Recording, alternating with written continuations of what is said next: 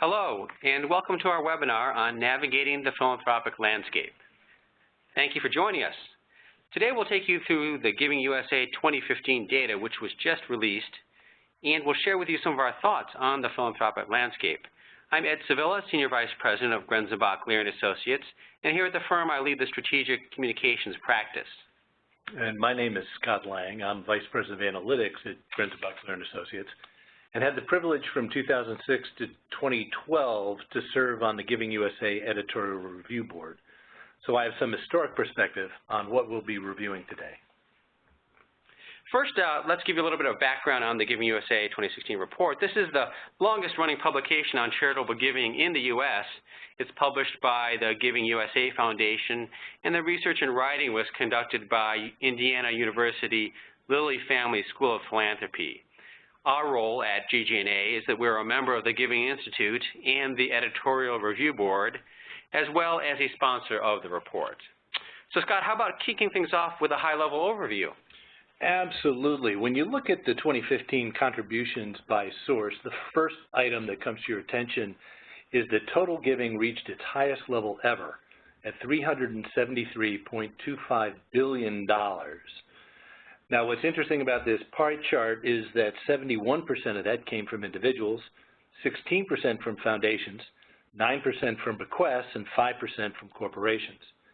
Now, I want you to please note that these sources are defined as recognized by the IRS. In other words, foundations includes the nuance of family foundations, community foundations, and corporate foundations, and recognize as well that bequests are from individuals who have since passed away but remembered charitable institutions in their estate plans. And when considering trends over time, which we'll see later, there's been a growth in family foundations, and recognize that corporate giving typically represents 5% of the total. Changing now to who receives that benevolence, religion tops the chart at 32% of the total. Education is in second place at 15%. Human services in third this year at 12%. And gifts to foundation rounds the turn at fourth at 11%. Gifts to health round out the fifth spot at 8% of the total contributions received. Now, I'd like to add that religion has always been the predominant recipient of philanthropy in the U.S., typically followed by education, health, or human services battling for the second, third, and fourth slots. And I also want to express that sometimes gifts for purposes associated with health might be directed to an academic institution, i.e. a medical center, or a hospital or healthcare system, or a foundation that might serve to sponsor research in a particular area like heart or cancer. But in any event, the sum total is that this all relates to people helping other people. Ed, could you take a look at our trend in giving over time? Sure, absolutely. So when you look at the total giving over the last, since 75 to 2015, the $373.25 billion in 2015 in total giving represents a 4.1% increase over 2014. So that increase comes to a total of $14.65 billion. That trend line over time is up. Since 1975, in fact, only 3 years saw a decline in giving. Those years were 1987, 2008, and 2009 during recessions. And this year in 2015, giving by foundations and corporations matched or exceeded their previous inflation-adjusted highs. And so there's lots of good news in this northward trend. You see, of course, in the red there, those are the years 2008, 2009, where we experienced the economic downturn. And in fact, in 2009, for the first time in history, charitable giving went down during a recession. That depth of that recession was significant enough that total philanthropy decreased. That was such a recovery. That recovery was such a hard one to come out of. I think we can all remember how hard our work was then to recover, but the recovery was certainly there. And we wanted to show you that by identifying for you the years between 2000 and 2015, 2005 and 2015. So here we've isolated those 10 years. The blue bars are inflation-adjusted dollars for total giving in that year. And you see in those brown bars, those are inflation-adjusted dollars in the recession years 2007 to 2009, and you can see that significant downward trend. Now, when we were all talking a year ago with the 2014 data, the big news then was that giving had returned. It was back to its pre-recession level. And still more good news this year that $373.25 billion represents another increase. It's a 4.1% increase over 2014, as we said. That's that $14.65 billion increase. And what we'd like to do today is tell you a little bit more, take that apart for you a little bit more. What drives that increase, and what might you think about as you see that level of increase. So let's first go to three specific sectors. We'll talk about education, healthcare, and arts and culture. And we'll start here with education, which you see by the numbers. Just to remind folks, 15% of total giving went to education. That total comes to $57.48 billion you see in the upper right-hand corner of this chart. That increase is an increase of 8.9% over 2014. And of those dollars, 70% went to higher education. The rest going, of course, to K through 12, vocational, and technical schools. This total for education given in 2015 hit its highest inflation-adjusted level ever. So very good news for the education sector. And that was driven by several $100 million plus gifts, which boosted education giving. Quite notably, there was a $400 million gift to Harvard, a $300 million in-kind rare books and manuscripts gift to Princeton. And so just to plant a seed for our ongoing conversation, the primary driver of these gifts was of this growth was gifts of $100 million or more. Scott, what about the health sector? Do you want to turn to that? Well, again, 8% of all donations received by charities in 2015 was directed toward the healthcare sector. That represented $29.81 billion. That was an increase of 1.3% over 2014 and a 6.7% over 2013, over a two-year period of time. Many healthcare charities launched campaigns in 2015, as described by the nonprofit Research Collaborative. 25% of those respondents indicated that they were in a campaign. So what I want to point out here is that although the rate of increase decreased to 1.3%, it was still more than the previous year. And I also want to point out again that some gifts to health are actually recorded as gifts to education because they went to academic medical centers. And also to reinforce the point that some human service sector gifts are also associated with health. So the slight year-over-year increase may in some respect be due to the definition of the recipient receiving those gifts. And I'd like to highlight the fact that here too, there were some significant $100 million plus gifts.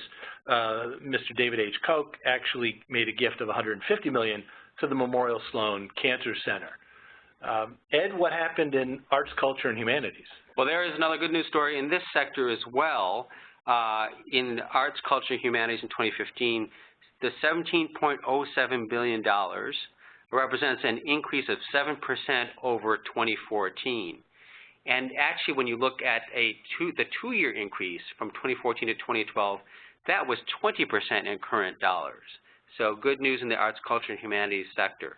In fact, 5% of total donations went to the arts, culture, and humanities sector, and the total contributed reached its highest ever inflation-adjusted value in 2015.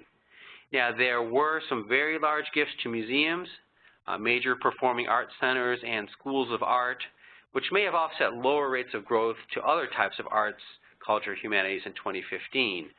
For example, there was a $400 million gift in kind of pop art to the Chicago Art Institute by Stefan Edlis and Gail Neeson. You could even think about, in some respect, the $300 million estate gift to Princeton, which ended up going to the Princeton Firestone Library, being in a way an arts, culture, and humanities gift because the rare books and manuscripts included the Gutenberg Bible, a copy of the Gutenberg Bible, the first printed works of William Shakespeare. These are really treasures in the arts, culture, and humanities world. Overall, then, what we see is the arts and culture organizations are really seeing real growth. But on to foundations, which, Scott, you mentioned earlier was an interesting sector. Do you want to take us to that? And we may not always think of the foundation community as a sector in the philanthropic world, but it's important to note that giving to foundations amounted to 11% of total giving in 2014, and contributions to foundations declined 3.8% over the previous year to $42.26 billion, but adjusted for inflation, that amount equaled 4%. It's often noted that cases where declines in foundation charitable giving can be attributed to the difference in large gifts received from year over year. Now, also, we want to highlight the fact that the estimate for giving to foundations includes gifts that are made to independent community and operating foundations. And the high watermark for foundations reached its highest point in 2014 at $44 billion. So this decline is in relationship to the high watermark of all-time giving to foundations. Also, we want to point out that several foundations received multiple $100 million gifts that amounted to nearly $800 million. So although there was no growth, and this might appear as a bit of an anomaly from 2014 to 2015, the type of growth that education and healthcare enjoyed, it's also important to point out that some of this was a reflection of the economy. Particularly hard hit were those foundations and corporate foundations that relied on the oil and gas sector, which saw the price of oil drop 50% over this period of time. I want to turn, because it's tied to this to some degree, to the role of philanthropy as it aligns with some key economic indicators. The first of which is gross domestic product. GDP, as you know, is defined as the market value of all goods and services produced within a country's borders within a specific period of time. It's one of the most important factors in measuring the status of a nation's economic health. GDP in the U.S., adjusted for inflation, grew by 3.3% between 2014 and 2015. Total giving as a percentage of GDP was 2.1% in 2015, 2014, and 2012. So what we're saying here is that GDP grew by 3.3%, and giving reflected 2.1% of GDP for the last 2 years, i.e. giving in relationship to GDP has been flat. I also want to point out, as you look at this chart, that giving is traditionally around 2% of GDP. Prior to 1975, it was consistently at or above that level. And then in the 70s, 80s, and 90s, it fell below 2%. But in the last 3 years, we were essentially around that same 2.1% number, which presents the question, if GDP has not grown and giving tracks with GDP, how did giving grow in fiscal 2015? So I want to switch to another chart of economic index, and that happens to be the link between giving and the Standard & Poor's 500 index. Research has found a statistically significant correlation between changes in giving and the values in the Standard & Poor's index. Because the stock market values are an indicator of financial and economic security, households, i.e. individuals, and corporations, as well as the foundations who invest in the market, are more likely to give when the stock market is up. Need to note as well that the direction of change and the robustness of growth in total giving generally lags slightly behind S&P. In other words, when the economy grows and the market grows, giving growth lags slightly behind that. As well, when the market turns down, a decline in giving lags behind that declination as well. Overall, inflation-adjusted growth for the year was 4%, even though the S&P declined 0.8% in inflation-adjusted dollars between 2014 and 2015. The overall growth in this marketplace between 2010 and the present, and the peace of mind that provides to people with affluence and wealth, is an indication of why so many $100 million plus gifts were recorded in this past year. Ed, what happens when we look at personal disposable income? Sure. The theme of individual giving emerges again when we take a look at how individual giving related to disposable personal income, which of course represents the income that is available after taxes have been paid. In 2015, disposable income increased 3.7% in current dollars over 2014. Individual giving as a percentage of disposable income remained stable at 2% in 2015, and that was the same as last year, 2014, and 2012. Over the last 40 years, in fact, the high was 2.4% in the year 2000, and the low was 1.7% in 1997. So something to think about here, we all remember the concept of tithing, right? So give 10% to charities. Well, what we see here is that there's 8 points left to go, right? Because irrespective of the concept of tithing, individual giving has always been around 2% of disposable income, which raises that question again. We know the earlier data we showed that there was growth in total giving in 2015. And since the increase in giving was more than the increase in disposable income, 4.1% increase in total giving and 3.7% increase in disposable income, well then what drove that growth while giving as a percentage of disposable personal income was flat? Well, we thought about this quite a bit, and Scott will take you through some of our thoughts on that. Well, as we step into this, I want to look again at the breakdown of giving by sources between the years 1976 and 2015. And at the Giving USA Institute, what's been done is this has been amalgamated in 5-year segments. The average rate of change in each one of these 5-year periods is 14.3% for the last 40 years.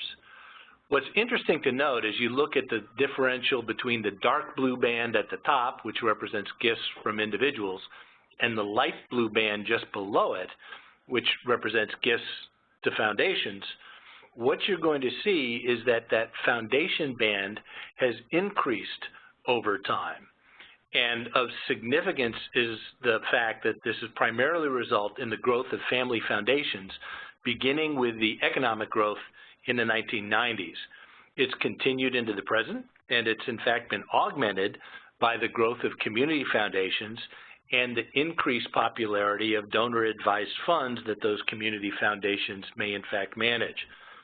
But when you take in combination individual giving at 71% of the total and bequests at 8% of the total, and the understanding that 47% of the gifts to foundations, roughly nearly half of that number, in aggregate, that still means that people influence giving about 85% of the total charitable financial support. And in the end, again, it's a reflection of the fact that people give to people in order to help other people. And Ed's going to help us take a look at this over time. Absolutely. That notion of philanthropy, helping other people on an individual basis from individuals. So we'll take a look at giving by individuals. And in 2015, you see the number of $264.58 billion. That represents an increase of 3.8% from 2014 in real dollars and 3.7% adjusted for inflation, which is the same as the growth in personal disposable income. In fact, it's estimated that itemizers grew 4.1% and non-itemizers grew 2.5%. And what's underneath this growth that we see is that mega gifts by individuals were so prominent in 2015. In fact, the significance of the mega gifts is profound. We actually believe that the data shows a significant driver of the year-over-year increase in charitable giving in 2015 was the mega gift. And so thinking about that, we took a much closer look at that. And Scott's going to take us through some of the numbers there. As a value add, Grenzebach, Glier & Associates tracks mega gifts as reported in the Chronicle of Philanthropy, which happens to be the source of the data for this and the following charts. The impact of the mega gift on total growth of philanthropy is significant when you realize and recognize that following the recession in 2008 and 2009, these gifts effectively disappeared. And they started to return in 2013 and 14, and now they're extremely significant. Some of you may recall from campaign planning that we used to talk about the giving pyramid and the application of the 80-20 rule, and we turned that on its head and said it's actually 90% of the revenue that comes from 10% of those donors. And we looked at what resembled a very strong spiked Egyptian temple. That gift pyramid with which we were familiar in 2005 became a Mayan temple in 2009 with the top lopped off. The value proposition today is that top is back. The prevalence of these million-dollar gifts, primarily from individuals, ties into what Ed introduced on the previous slide. And I just want to point out here that we've actually tracked these. There were 22 gifts made in the past year at the $100 million plus level that in the aggregate totaled $3.33 billion with a B dollars. There were an additional 24 gifts that came in at the $50 million to $99 million level, and they in aggregate totaled $1.33 billion. And then at the bottom of our chart here, not the least in significance at all, were the $1 million to $49 million gifts in size, a total of which were 670. Those gifts represented $4.68 billion given in the last year. Now, these weren't just threshold gifts at the $1 million level. The average gift here was $6.89 million, which means there were several very significant $10 and $20, $25 million gifts that equated to the leadership gift level that many of our clients might see in their year-over-year work. Adding together, these gifts, these mega gifts, account for some $9 billion in total giving in 2015. So you might ask, where did these $1 million gifts go? And of course, it's so important to understand the intent of the donor. So we see in the left bar here that colleges and universities received almost $6 billion of these $1 million gifts, representing almost 10% of giving to that sector. Moving over to the right, arts and culture received $910 million, about 6% of the giving to the sector. And then over to the furthest right, healthcare received $710 million, around 2% of giving to the sector. But of course, please recall that this healthcare is a IRS designation, and notably gifts to academic medicine are captured here in the colleges and universities line. So what's the takeaway of all this? Well, at GG+A, we see time and again that on our work with our clients, large gifts have a supply component and a demand component, supply and demand. And by the supply side, what we mean is that the institution needs to supply the marketplace with the big ideas that are worthy of support at significant levels. Time and again, we see that the big gifts come from the big ideas. And on the demand side, well, of course, this is the donor side that we all work so hard on. And to manage the demand side, institutional fundraisers need a depth of relationship with these donors in order to be having the conversations about these big ideas. So if you want to think about how you and your institution can participate in this northward growth in giving, a key takeaway we might suggest is that if you want to focus on growth, you may want to reconsider redoubling your efforts on both the supply and the demand side. Big gifts come from big ideas, so ask yourself, what's our inventory of big ideas? What are the big ideas we are bringing to the marketplace? And on the demand side, how are our relationships with our closest donors, with whom we have our deepest relationships? Do we have enough of them? Are we close? How can we bring them closer? When you go to the mega gifts of $100 million and look at the sectors, you see these 22 gifts that Scott mentioned. And of these gifts of $100 million or more, here are the different sectors and disciplinary areas which receive the gifts. Now, notably, 16 of the 22 gifts went to colleges and universities, and of those, 4 went to arts and sciences, 4 to business, and 4 to engineering. We noted earlier the John Paulson gift of $400 million to Harvard to endow and name that School of Engineering. When you look at the mega gifts of $100 million or more by purpose, here you see them listed, and the top 2 purposes are founding gifts and naming gifts, pointing again to the importance of the big ideas and the relationships with donors who wish to bring those ideas to fruition through their philanthropy. You know, it all ties back to what Scott said at the beginning. Once again, in philanthropy, we see giving as a means of people helping people. And the 2015 growth in philanthropy happens to be driven by giving by individuals as a means of achieving this, with a particular focus at the mega gift level. So what's our key takeaway from this conversation? First, we note that the increase in charitable giving of $14.65 billion represented the change between 2015 and 2014.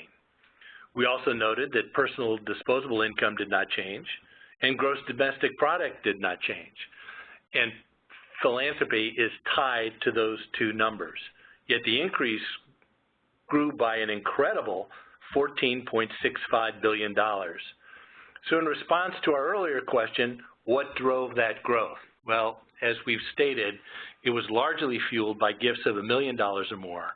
And when you add those three sections together, they represent 63.75% of the total increase. If you break it down, the gifts of $100 million or more represented 23% of the total increase. Gifts at the $50 million level represented 31% of that increase. And in aggregate, all those gifts that we tracked represented 63.75% of the total increase year over year, 2014 to 2015.